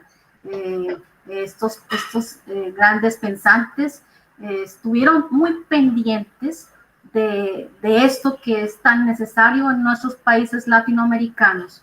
Entonces aquí no se trata tanto de quién es líder, más el líder puede voltar a ser el seguidor, ¿cierto? De eso se trata el liderazgo en la administración. Entonces, parabéns, Fagner, porque usted dio otra volta, o que ya está escrito en otros archivos que contribuyen a la teoría de la economía y en la administración de las empresas, por supuesto. Muy obrigado. Não sei se deu para entender. Sim, obrigado, Elvira. Muito obrigado pelos elogios. Realmente essa questão, esses temas que eles tocam são muito importantes. É um debate que a gente perdeu atualmente. Pouco se pensa. Acho que se voltar a pensar questões do desenvolvimento, para onde vamos, de onde vimos, como sair dessa presepada que a gente entrou aí recentemente, é resgatar esses autores que hoje precisam ser atualizados, mas é um ponto de partida. Eu acho que a gente não vai longe sem resgatar eles, sem resgatar clássicos aqui da historiografia brasileira. E obrigado aí pelos comentários. Também a professor Daniel, parabéns, né? Porque puxou a Fagner e sigue pendiente de él, porque fue su orientador, su director en la formatura. Escuché eso al comienzo. Qué bueno que sigan las relaciones y más adelante puedan fortalecerse mucho más como hicieron estos dos que ustedes están mostrando a la gente. Obrigado, Elvira, mas o parabéns é todo para o Fagner mesmo. Eu não tenho um pingo de responsabilidade, só dei algumas sugestões para ele e ele seguiu algumas, mas a maioria é tudo coisa dele. Fagner é um aluno brilhante, sempre foi um aluno brilhante e agora é um pesquisador brilhante. Bom, ô Fagner, eu tinha algumas coisas para te falar, sabe? Alguns comentários. Você me respondeu, porque lá no dia da PHE você não respondeu. Mas tudo bem. Eu queria levantar um pouco na linha do que o Alan e o Luiz um pouco colocaram, que eu acho interessante você coloca lá um pouco a hipótese de por que o Prebisch e o Furtado tinham certas divergências nas ideias, né? Você questiona um pouco o Pedro Fonseca e o Ivan, né? Que eles argumentam que eles teriam visões diferentes do desenvolvimento, e você vai dizer que não, né? Que é uma questão também que envolve a pretensão que ambos têm com a sua teoria, né? O Prebisch muito mais com um caráter mais burocrático, né? Uma preocupação muito mais burocrática, e o Furtado com uma preocupação mais teórica maior. Agora, eu acho que a gente podia ter um outro argumento aí para entender essa dimensão, que eu acho interessante, que sempre me chamou a atenção. Eu já li o manifesto, né, latino-americano lá do Prebisch várias vezes, né? E depois de um tempo, quando eu já estava na universidade trabalhando, dando aula, que a gente releu isso uma vez num grupo de pesquisa que eu participava, e me chamou a atenção um fato que tinha me chamado a atenção num texto do Furtado, quando eu li ainda na graduação, que era o desenvolvimento e subdesenvolvimento, que é um pouco como que naquele texto, apesar do manifesto latino-americano ser ele ter uma proposta que, de alguma forma, desarticula a teoria econômica convencional, né, quando ele propõe a questão da deteriorização dos termos de troca, né? Quando, no fundo, ele questiona um pouco a questão da especialização produtiva, né? E como que isso gera a dependência, a relação centro-periferia. Mas eu sempre achei, eu nunca tinha percebido, e quando eu reli esse texto, eu comecei a pensar nesse sentido, que o argumento ali ele é um argumento dentro da linguagem do economista. Então, ele não rompe com os postulados, para usar um termo da galera, não rompe com os postulados neoclássicos ali, né? Ele não está criticando o núcleo, né? O núcleo duro da teoria neoclássica. Isso eu sempre achei isso estranho, né? Então, eu sempre achei que o Prebisch, ele tinha uma tendência de linguagem. Então, acho que a ideia ali é usar uma linguagem para ser aceita no meio, né? E tentar trazer a contribuição dele como uma contribuição, né? É curioso porque, de certa forma, isso está no Keynes também, e vários economistas têm isso, né? Eles não rompem com a tradição, né? Há uma certa dificuldade de romper com a tradição, então a linguagem é mais ou menos parecida. E curioso, porque eu acho que o Furtado tem isso também. Se a gente pegar lá, por exemplo, o desenvolvimento e subdesenvolvimento, depois o que deu origem à teoria política do desenvolvimento, né, que é esse texto reformulado, os primeiros capítulos, que o Furtado fala uma espécie de HPL do desenvolvimento, né, a linguagem é toda a linguagem do economista, a linguagem economicista, né. Aí a minha questão, um pouco para a gente pensar, para você, se quiser se responder ou não, é até que ponto isso ainda é uma certa influência cepalina, prebichiana no Furtado, né? E um pouco esse final da vida, talvez o Prebisch se aproximar um pouco do Furtado, é que o Furtado faz esse rompimento com a linguagem economicista, talvez antes que o Prebisch. Ele vai fazer isso depois quando ele sai da CEPAL, quando ele vai para a academia, e aí é até curioso, porque quando ele vai para a academia, quando ele é aceito no métier dos economistas, é que é aí que ele rompe com a linguagem. Então, por exemplo, se a gente pegar o Criatividade e Dependência, se você dá aquilo para o economista ler, ele vai dizer que aquilo não é economia, né? Sobretudo os economistas atuais, né? Então, Furtado se afasta da economia, da teoria econômica, da linguagem, né? E quando que isso acontece com o Prebisch, né? Talvez isso aconteça um pouco quando ele sai dos organismos internacionais, ou quando ele já mais velho, ele não quer ter nenhum compromisso com o núcleo teórico. Mas essa é uma questão para a gente pensar, eu acho, sabe? E que tem um pouco a ver, assim, com como os economistas se comportam, ou como os economistas escrevem, né? A economia tem uma linguagem, né? E para você ser aceito, você tem que estar diante dessa linguagem. A gente que trabalha com história econômica, a gente sente muito isso, né? Muitas vezes, se a gente não está na mesma linguagem, a gente não é aceito na comunidade de economistas por conta da linguagem, né? Então, esse é um aspecto para a gente considerar, né? Eu acho isso interessante. E aí, eu fico pensando, trazendo isso para o Furtado, né? O Furtado dos anos 60, talvez ele quisesse se inserir no debate entre os economistas, no debate do desenvolvimento e tal. E aos poucos, talvez ele vá perdendo esse compromisso, né? Quando ele já está aceito, ele vai perder esse compromisso. Talvez seja por isso, e aí para completar com a questão do Luiz, talvez seja por isso que o Furtado seja pouco, digamos assim, é até uma heresia, o Furtado é pouco aceito no Brasil. Se a gente falar isso num ambiente de economistas consagrados, a gente vai ser criticado, talvez, né? Mas talvez, se a gente pensar a fundo, o Furtado é pouco lido na obra dele, que é talvez a contribuição original dele, que é o revisionismo dele na teoria do subdesenvolvimento, da teoria cepalina, quando ele introduz o elemento cultural, o elemento da mudança cultural, né? Essa ideia de ser mudar o padrão da distribuição de renda e tal, né? Por que eu estou falando isso? Um pouco porque, para mim, essas questões explicam a desilusão, tanto do Prebisch quanto do Furtado. Às vezes, lá na frente, eles são desiludidos porque eles veem que dentro da linguagem e economia não tem conversa, né? E segundo, um pouco para entender por que talvez o Furtado seja pouco lido. A gente tem inúmeros trabalhos sobre o Celso Furtado. Agora, fez 100 anos, tem trabalho... Se você digitar Celso Furtado aí no escola, sai 2021 um monte de trabalho sobre o Celso Furtado. Tem trabalho a dar com pau sobre o Celso Furtado, tem tese sobre o Celso Furtado, tem dissertação, tem tudo sobre o Celso Furtado, né?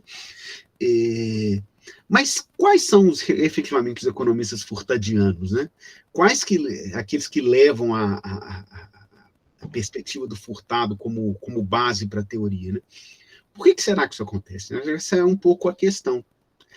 Eu acho que essa questão da linguagem talvez explique um pouco, né? O Furtado contemporâneo, o Furtado teórico, talvez ele não esteja muito na linguagem economicista, né? Ou do economista, a forma como o economista expõe as suas ideias, né? E aí, um pouco, quando ele faz isso, que é lá em FEB e no desenvolvimento e subdesenvolvimento, aí ele é mais lido, né? E aí é até interessante, porque para você dar um curso de História Econômica do Brasil, a gente usa o livro do Celso Furtado, fantástico, Formação Econômica do Brasil, mas ele não ele não pode ser o manual para você dar um curso de Formação Econômica do Brasil, né? Porque, do ponto de vista da história econômica, ele tem vários buracos, né? Do ponto de vista da contribuição. Tanto é que eu defendo que aquele é um livro de teoria econômica, mais de teoria econômica do que de história econômica, né? É muito mais importante a gente pegar as questões teóricas que ele traz ali do que as contribuições que ele tem para analisar a história, né? O economista faz o contrário, né? Ele pega as questões históricas e ignora as teóricas. Mas, enfim, eu acho que essas são questões para a gente pensar. E eu acho que essa questão da comparativa, ela traz para a gente essa perspectiva, né? Então, enfim, eu estou pensando alto aqui algumas coisas, se quiser comentar, você comenta. Sim, tranquilo.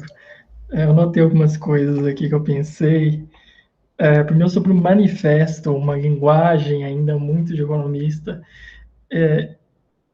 Eu acho que, primeiro, tem muito a ver com a formação do Prebisch, uma formação neoclássica, que se rompe só depois de uma crise, da crise da Depressão de 30, aí que ele começa a ver outras referências, ele conhece o Keynes, ele conhece Schumpeter, mas até lá é uma referência muito ampla, ele fala de ter lido Marx, ter lido Lenin, Trotsky, mas ele se reconhece como um economista neoclássico ao longo da década de 20 ainda, que é o momento da sua formação, e eu acho que ele está no setor público. Eu acho que um peso dessa formação está presente no que eu um pouco mostro no artigo da questão da inflação, um economista que nem o Prebisch, que está muito apegado ao que ele fazia no Banco Central. Então, ele chega na CEPAL e essa questão da inflação estrutural, não sei se é tão para mim, assim, eu acho que ele vê com certa dificuldade. Nos anos 60 é que ele passa a ver um pouco melhor essa questão da inflação estrutural. E tem um texto interessante, que é o da Bianchi, é o professor da USP, que ela mostra a linguagem do Prebisch mudando conforme ele está, conforme o público dele, o auditório que ele está. E tem vezes que os textos pioneiros da CEPAL, 49, 50 e 51, manifestam de 49, mas o Prebisch nem gosta que ele lê o 49, ele gosta que ele lê o de 50, que é mais completo. E o de 51 é muito diferente. Os argumentos dele da deterioração dos termos de intercâmbio, ele tira aquela questão de pensar uns ciclos que passam pela periferia do centro e usa uma linguagem mais economista ainda para falar de elasticidades da produção primária, elasticidade da demanda. E aí a Bianchi mostra, olha, o auditório dele agora era um público especializado dos Estados Unidos, ele tinha que mostrar, tinha que dialogar com esse auditório. O primeiro auditório do manifesto é um auditório de presidentes, de chefes de governo, que ele queria lá defender, levantar a bandeira para a industrialização. Então, essa linguagem, ela é muito... eu acho que tem um peso da formação, acho que ela tem um peso do ambiente, das regras que o Prebisch jogava muito bem, e muitos livros que o Prebisch publicou começaram como documentos da CEPAL. Então, essa linguagem dele, os termos que ele começa a usar, que se diferenciam de uma linguagem economista que você está colocando, nos 76 para frente, e que ele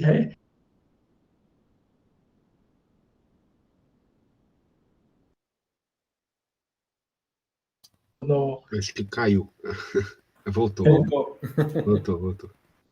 Você ia falar alguma coisa? Você caiu e voltou. Tá. Eu estava falando do livro de 76, que ele rompe, que tem uma nova linguagem, que ele reconhece que essa linguagem é uma linguagem eu que agora não tenho mais amarras institucionais, e eu que agora estou escrevendo ensaios, ele escreve que é ensaios. E ensaio é uma coisa muito livre, e não é uma coisa que o Prebisch faria.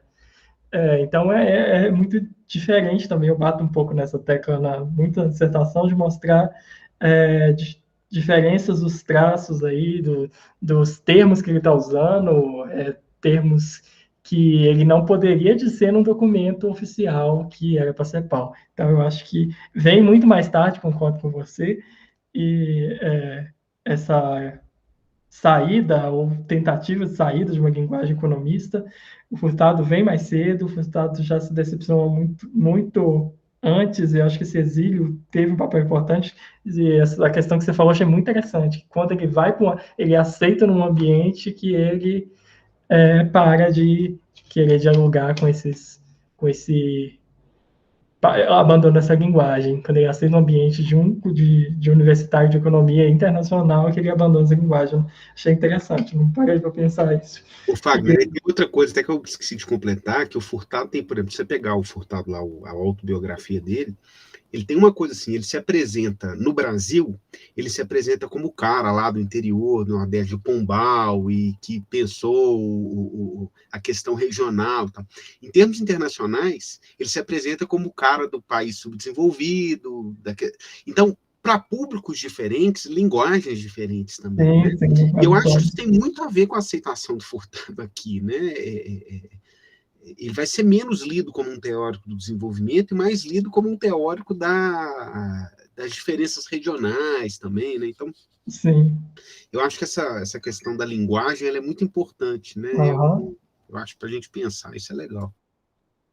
Eu acho que até mesmo lá no Unicamp tem muita resistência com o Furtado pós-64 ali, ele acaba que tem umas tensões aí com a proposta da Escola de Campinas, também é um autor que não é tão lido aí no pós-64. Ainda é um autor muito valorizado, tanto lá como a maioria dos centros, com o desenvolvimento. E nos cursos de FEB. O curso de FEB lá da Unicamp, a aula do Furtado são 2 aulas, é uma semana de Furtado só. O curso já é recheado de outras referências e mais para cumprir essa insuficiência que a gente falou do Furtado para a história econômica. E eu acho que pensar essa questão, uma coisa que eu tento na dissertação, não pensar essa desilusão desses autores de forma isolada, nem o Furtado nem o Prebisch. Eles estão dentro de um quadro maior que, quando eu vou para os anos 70, eu diria uma crise de um paradigma. Eu não gosto tanto de falar em paradigma desenvolvimentista, mas uma crise de um paradigma desenvolvimentista que está todo mundo mudando. E é o Prebisch, que o mais conservador, fazendo uma crítica ao capitalismo periférico, ao Furtado, que já mudou antes, o Oswaldo Sunca falando de dependência, está todo mundo renovando as suas ideias. Então, vê os anos 70 como também uma crise de um paradigma, que não só aqui, os economistas de fora, brasileiros que estão virando neoclássicos, caminho inverso também, a Maria da Conceição Tavares, que reclama dos seus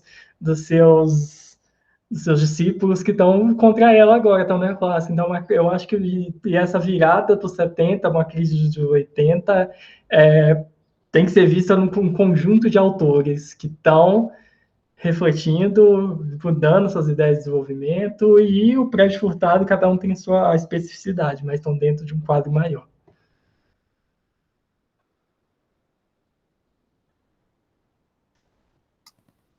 Bacana. O Luiz levantou a mão? Me permitem mais uma palavrinha? Diga, vai lá, manda pra a gente tem que aproveitar, né, Daniel? Quando o seminário tá ventando para o nosso lado, né? Isso. Essa discussão é muito agradável. Eu até vou compartilhar um pensamento aqui, que o Fagner falou, e eu tendo a concordar com ele, mas não sei se eu entendi bem, se eu posso falar nesses termos. Eu acredito que formação econômica do Brasil, do Celso Furtado, é utilizado na graduação em FEB mais pelo nome da disciplina do que pela própria utilidade da obra para esse período de FEB, que FEB é estudado de 1530 a 1930.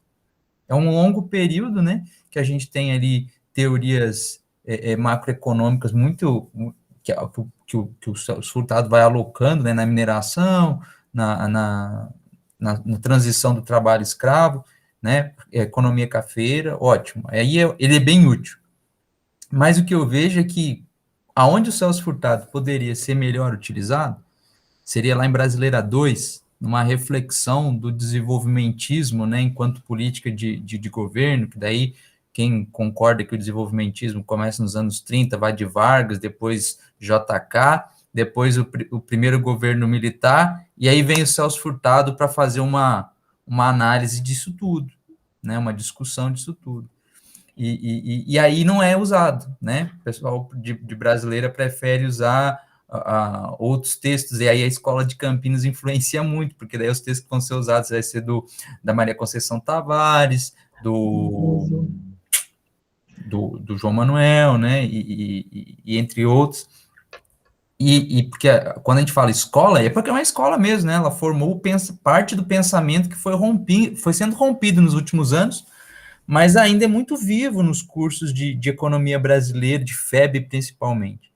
E aí, como você estudou lá, o Daniel estudou lá, né? Eu conheço algumas pessoas de lá, eu queria te ouvir um pouquinho, você saiu de lá mais recentemente, o Daniel já é mais antigo, saiu faz muitos anos, mas muitos anos mesmo, século passado. Ô Luiz, não, século passado não, 2006.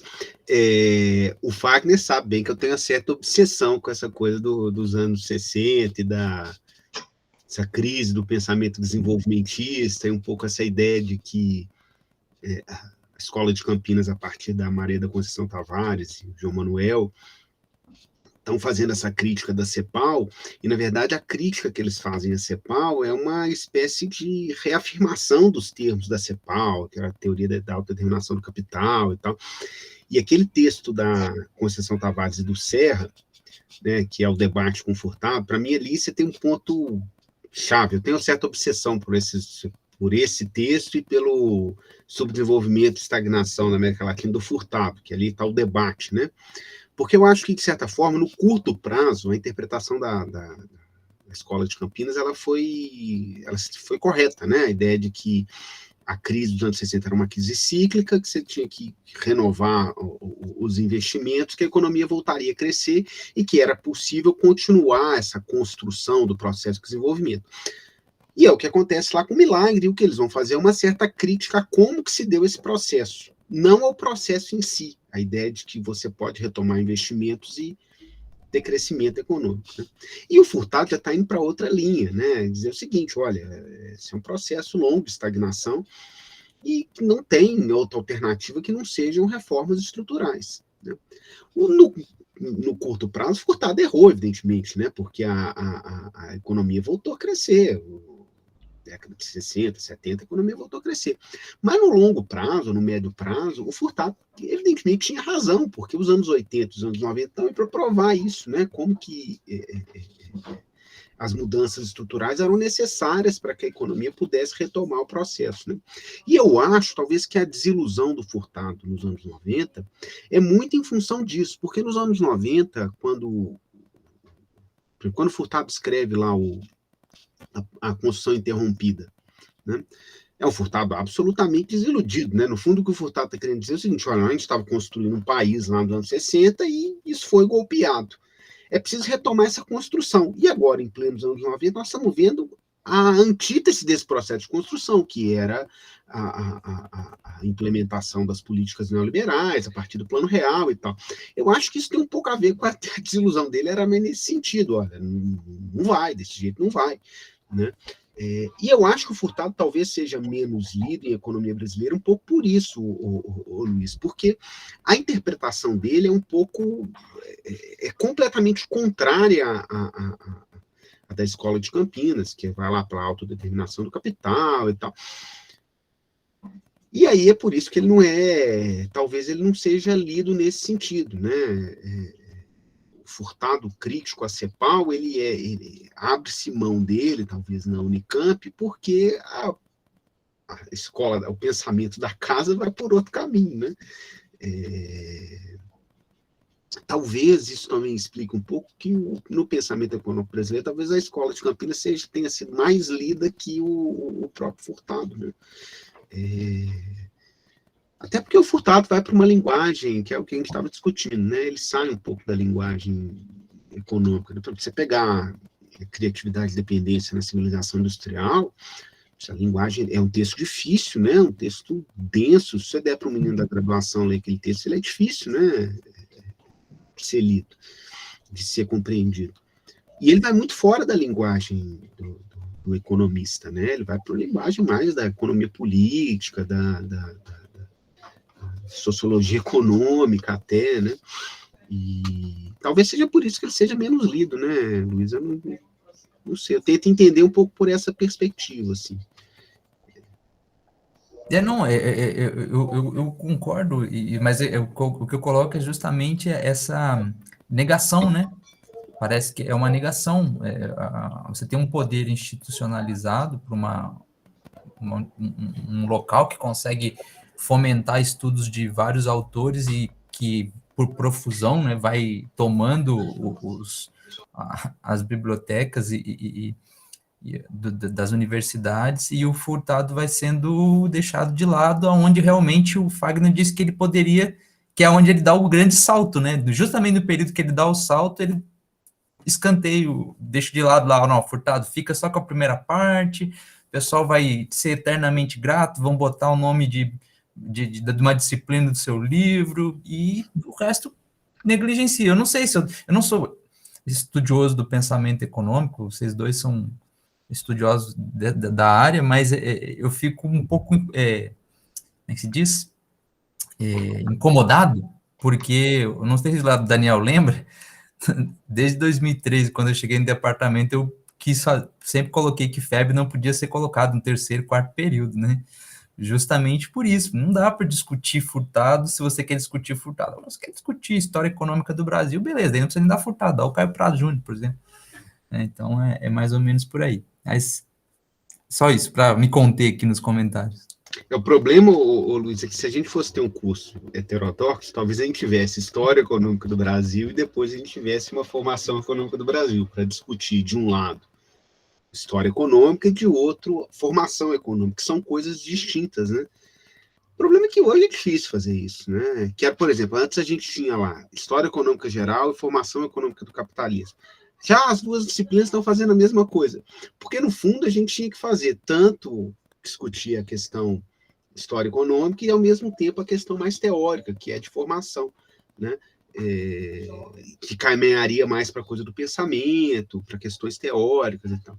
É difícil fazer isso na graduação em economia hoje em dia, né? Talvez nos anos 60, 70 isso fosse possível, né? Hoje vai ser difícil fazer isso no curso de economia e talvez não seja tão bem aceito. E eu acho que tem a ver um pouco com a linguagem também, né?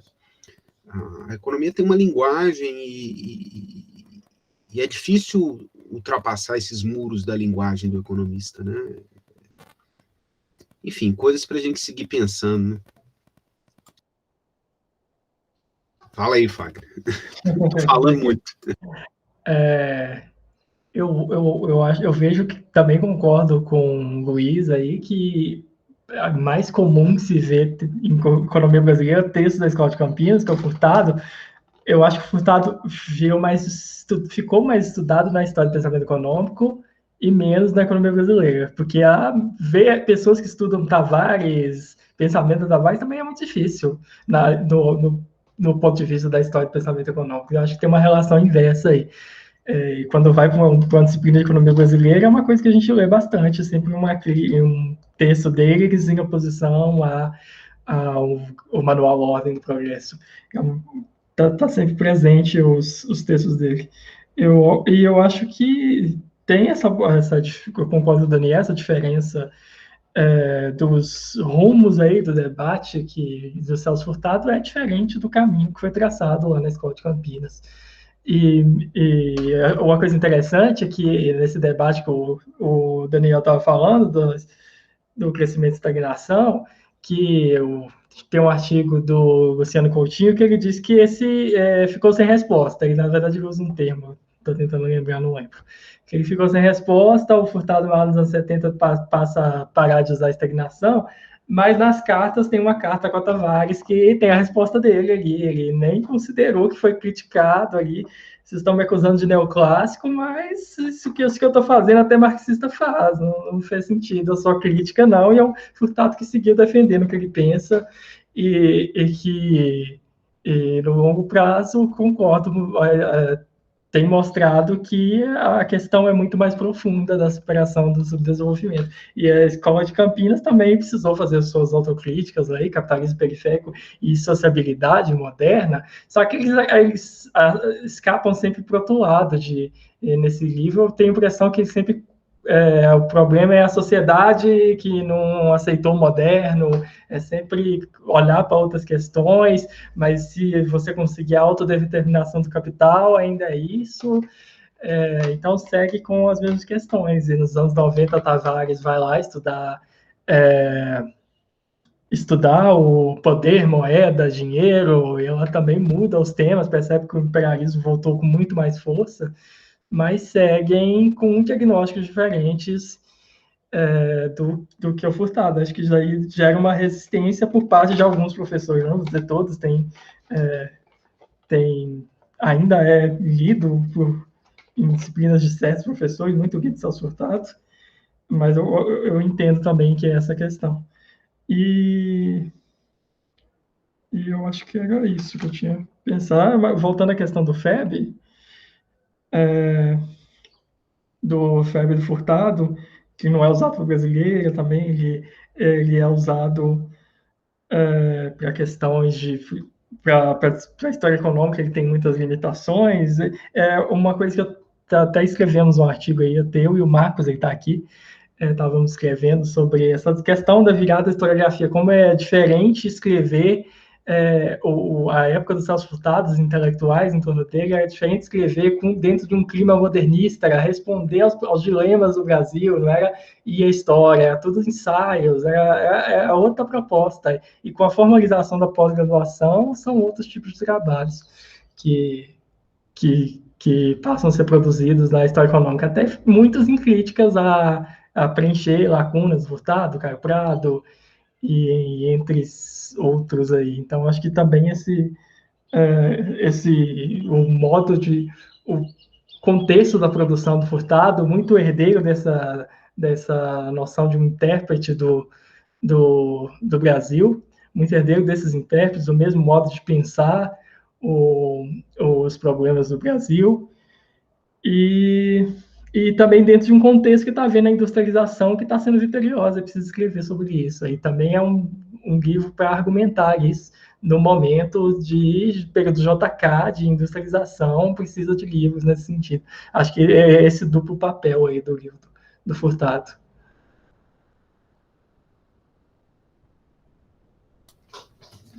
É isso aí, Fagner. Mais alguém tem alguma questão aí, gente?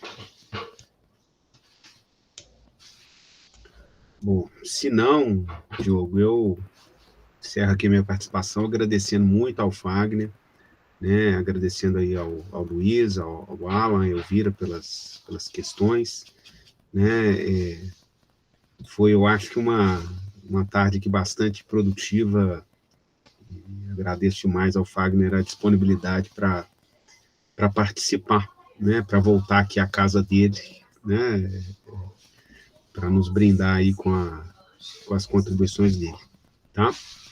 É isso, Diogo. Obrigado também pela oportunidade, pela organização e seguimos. Daniel, sou eu que agradeço. Muito obrigado, Fagner. Muito obrigado pelo aprendizado. Acho que eu aprendi muito aqui hoje. Eu segui outros caminhos, né, na vida acadêmica, mas eu estudava muito Celso Furtado na graduação e amava ler Celso Furtado, então aprender aqui com o seu trabalho foi muito bom nessa tarde. Obrigado, Daniel, pela parceria. Obrigado, Elvira, por sempre participar. Obrigado, Luiz Matheus, por colaborar aqui também. Ao professor José Arthur, aos alunos, e é isso. Pessoal, eu ainda não tenho informações do próximo seminários, mas fiquem de olho no site do PPEA, que a gente sempre coloca lá as informações. Provavelmente seja no final, da metade para o final de setembro, o próximo seminário, tá bom? Obrigado mais uma vez pela participação e boa tarde a todos. Fagner, você quer fazer uma fala final? Eu queria só agradecer aí a todos os presentes, aos professores, um prazer revê-los, e aos amigos aí que eu conheci na época da UFOP, e é um prazer estar aqui, sempre que tiver um convite eu apareço sem... Pode contar comigo, muito obrigado. Vou chamar de novo, hein? Obrigado, gente. Eu vou finalizar, então, a gravação. Então, até mais. Boa tarde. Falou, Fagner. Foi muito bom, cara. Obrigado, Farrell.